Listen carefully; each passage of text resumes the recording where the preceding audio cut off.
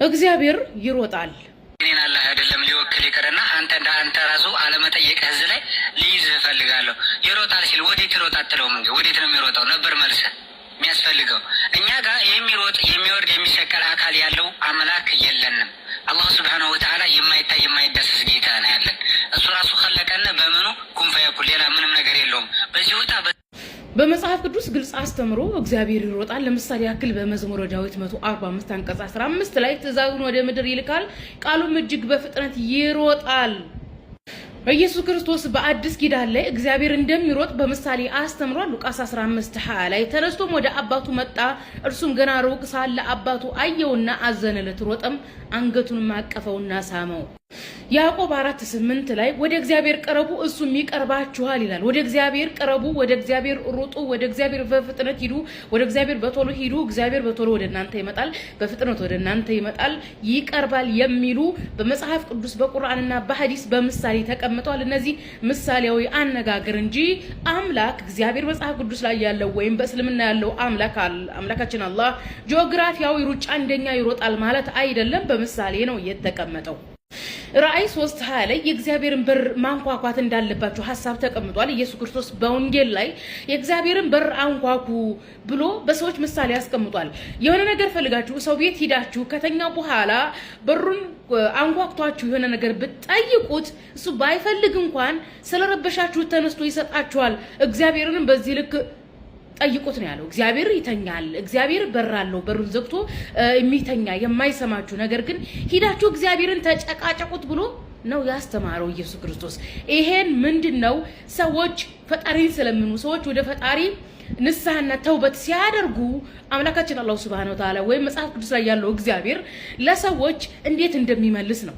የሰዎች እምነት ጋር የተያዘ ነው። የሰዎች ንስሐ ጋር፣ የሰዎች ደግነት ጋር፣ የሰዎች የልብ እምነት ጋር፣ የሰዎች መንፈሳዊ ህይወት ወደ ፈጣሪ የሚቀርቡበት ወይም ወደ ፈጣሪ የሚመለሱበት ነገር በምሳሌ ተገልጦ እንጂ ፈጣሪ ኢየሱስ እንዳለው በሩን ዘግቶ የሚተኛ እናንተን መስማት የማይፈልግ ምናምን አይደለም።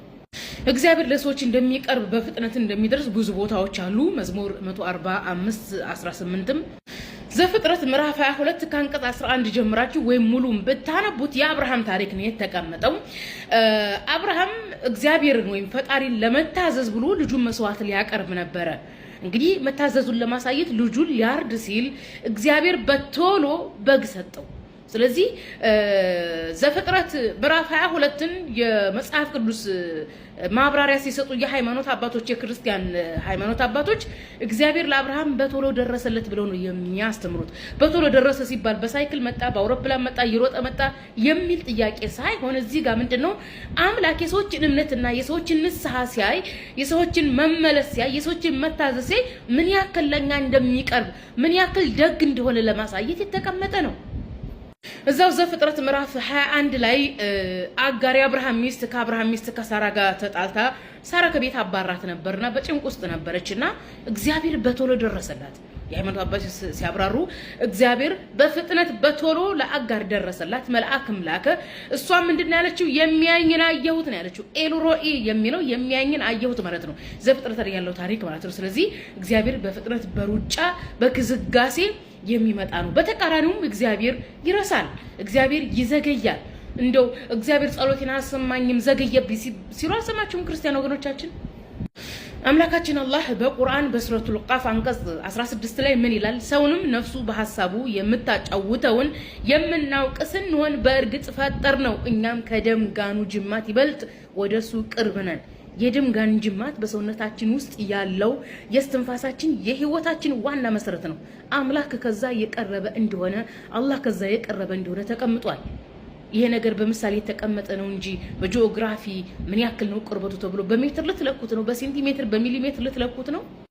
በሱረቱል በቀራ አንቀጽ 186 ላይ ባሮችም ከኔ በጠየቁ ጊዜ እንዲህ በላቸው እኔ ቅርብ ነኝ፣ የለማኝን ጸሎት በለመነኝ ጊዜ እቀበለዋለሁ። ስለዚህ ለኔ ታዘዙ፣ በእኔም ይመኑ፣ እነሱ ሊመከሩ ይከጀላልና። ስለዚህ አምላካችን አላህ ሱብሃነሁ ወተዓላ ለእናንተ ቅርብ ነኝ ብሏል። ለእናንተ ቅርብ ነኝ ሲል እኛ ወደሱ በፍጥነት ከቀረብን እኛ ከምናስበው ከምንጠብቀው በላይ በፍጥነት አምላክ ከኛ ጋር ይሆናል ማለት ነው። ይሄ በምሳሌያዊ አነጋገር የተቀመጠ ባለፈው ፎሲጋ በሰራው ፖለቲካ ላይ አምላክ እንዲሳቅበት እንዲሳለቅበት አምላክ እንዲዘበትበት አድርጓል። በነገራችን ላይ ፎሲጋ የጠየቀው ጥያቄ በሐዲስ በቀጥታ ይሮጣል ተብሎ አልተጻፈም። ሐዲስል ቁድስይ ነው። በሰሂህ አልቡኻሪና በሰሂህ አልሙስሊም ተቀምጧል። መነሻው ቁርአን ነው። እዚህ ጋር የተቀመጠው በአረበኛ አነብላችኋለሁ። ብረዝም ታግሳችሁ አዳምጡት። ምንድነው የሚለው? የሰው ልጅ በተውበት በንስሐ ወደ አምላኩ ለመመለስ ማሰብ ከጀመረ አምላክ በፍጥነት ወደሱ እንደሚመጣለት ነው የሚያሳየው። ኦኬ ማሰብ ጀምሩ። እናንተ ተውበት ለማድረግ ንስሐ ለማድረግ የምትሰሩትን ኃጢአት ለመተው እሰቡ።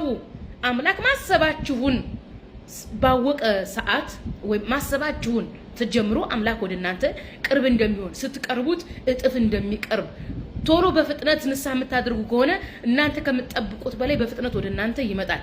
እንደው መሮጣ አይደለም የሚለው የአረበኛው ሐዲስ ሐርወለ ነው።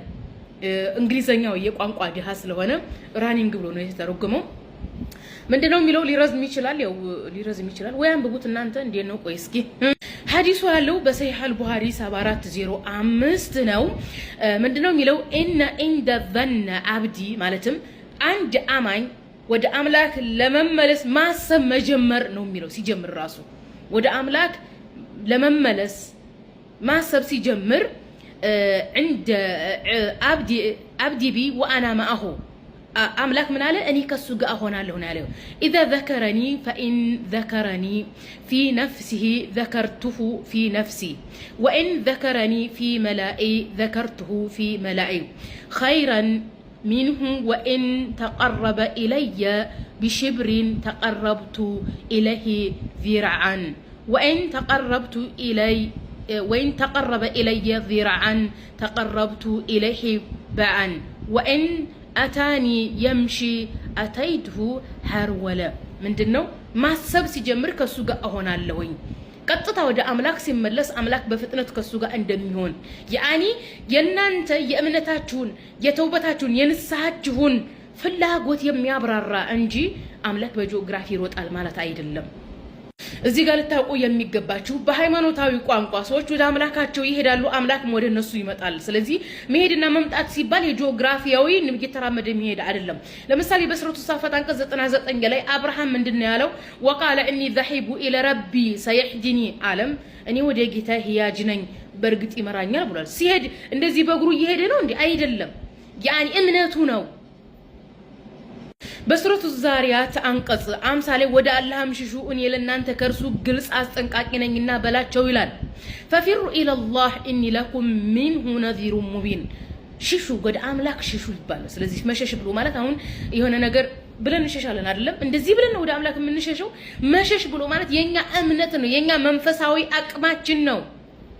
በመጽሐፍ ቅዱስም ሆነ በቁርአን ወደ አምላክ ሂዱ አምላክም ወደ እናንተ ይቀርባል የሚል ግልጽ አስተምሮ ነው ያለው። እዚህ ጋር ማወቅ ያለባችሁ አንድ ትልቅ ነገር አለ። የኦርቶዶክስ ቤተክርስቲያን አስተምሮ ከእስልምና ሃይማኖት አስተምሮ ጋር ይመሳሰላል። ማለትም በፈጣሪ ባህሪያትና በፈጣሪ አካላት ላይ ለምሳሌ መጽሐፍ ቅዱስ ላይ እግዚአብሔር እጅ እግር አይን አለው ይላል አይደለም? የኦርቶዶክስ ቤተክርስቲያን ታጸድቃለች። ልክ እንደ እስልምና እንደ ሙስሊሞች ታጸድቃለች። ነገር ግን አይመረመርም ትላለች። ልክኛ ቁርአን ላይ አምላክ ይሰማል አምላክ ያል የሚለውን እናጸድቃለን ቀጥታ። እነዚህ አምላክ አካል የአምላክ ገጽ ይባሉ እናጸድቃለን። ነገር ግን አይመረመርም እንላለን። ባለፈ እፎይሲ ጋር ሲናገር የነበረው የፕሮቴስታንቶችን እምነትና የአህባሾችን እምነት ነው። እዚህ ጋር እንግዲህ ፕሮቴስታንቶችና አህባሾች መጽሐፍ ቅዱስ ላይ ወይም ቁርአን ላይ ወይም ሐዲስ ላይ የተቀመጡ ባህሪያትን ምን ያደርጋሉ? ቀጥታ አይቀበሉ። ነገር ግን የኦርቶዶክስ ቤተክርስቲያን አስተምሮ ከእስልምናው ጋር ይመሳሰላል። ቀጥታ ያጸድቃሉኛ እንደምናጸድቀው፣ ነገር ግን አይመረመርም እንደምንለው። እፎይሴ ጋር ባለፈው የተናገረው የፕሮቴስታንቶችን እንጂ የእንትኖችን አይደለም፣ የኦርቶዶክሶችን አይደለም። እንደዚሁም የኦርቶዶክስ አባቶች እግዚአብሔር ይወጣል ይወርዳል እያለ ያስተምራሉ። አባ ገብረ ኪዳን ያሉትን ላሰማችሁ። እግዚአብሔር ይገርማቸዋል። ባልና ሚስት ሊያስታርቅ ከሰማይ ወርዶ እንደነበር ታውቃላችሁ። እግዚአብሔር ከሰማይ የሚወርድ ደክሞት የሚታዘል ከሰማይ የሚወርድ የሚወጣ ነው። ይህ በኦርቶዶክስ ቤተክርስቲያን በሰፊ ትምህርት የሚሰጥ ነው። ይህ እዚህ ጋር እግዚአብሔር ደክሞት ታዘለ የሚለው የዘፍጥረት አንድምታ ነው በኦርቶዶክስ። በመሆኑም አምላክ ይወርዳል፣ ይወጣል፣ ይረሳል፣ ወደ እናንተ ይቀርባል፣ ይሮጣል የሚለው ምሳሌያዊ አነጋገር ሲሆን ነገር ግን ለአምላክ እጅ አለው እግር አለው የሚባለው ቀጥታ የሚረጋገጥ የአምላክ አካል ናቸው።